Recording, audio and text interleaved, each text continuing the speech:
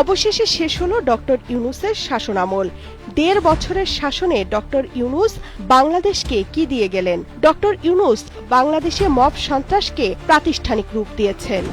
বেসরকারি উদ্যোক্তাদের বিরুদ্ধে একের পর এক হত্যা মামলা দায়ের করা শুরু হলো। মব বাহিনী শিল্প কারখানায় নির্বিচারে লুটপাট এবং অগ্নিসংযোগ করতে লাগলো। ব্যবসায়ীদের ব্যাংক অ্যাকাউন্ট জব্দ করে হয়রানি করা হলো। শিল্প কারখানায় গ্যাস বিদ্যুৎ সরবরাহ বন্ধ হয়ে যাওয়ার উপক্রম হলো। বন্ধ হলো বহু কারখানা।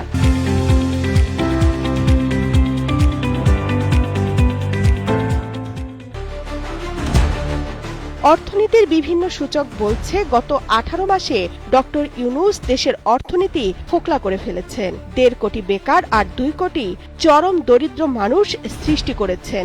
মানুষ এখন দুঃখ করে বলছে অর্থনৈতিক ক্ষেত্রে এটাই তার জাতিকে উপহার।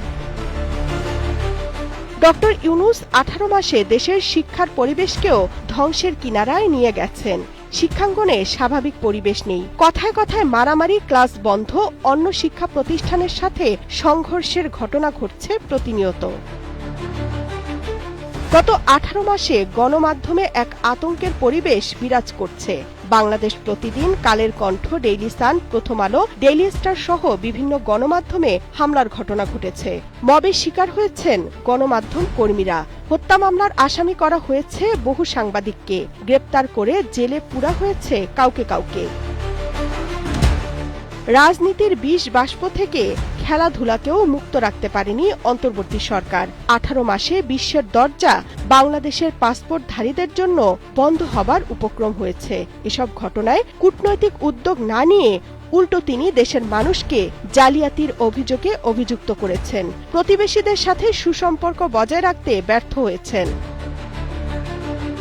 প্রধান উপদেষ্টা হিসেবে ডক্টর মোহাম্মদ ইউনূস রাষ্ট্রীয় খরচে বিশাল বহন নিয়ে বিভিন্ন দেশ সফর করে স্বল্পতম সময়ে রেকর্ড করেছেন। বলা হয় এসব বিদেশ সফর যতটানা ছিল দেশের জন্য তার চেয়ে বেশি নিজের জন্য।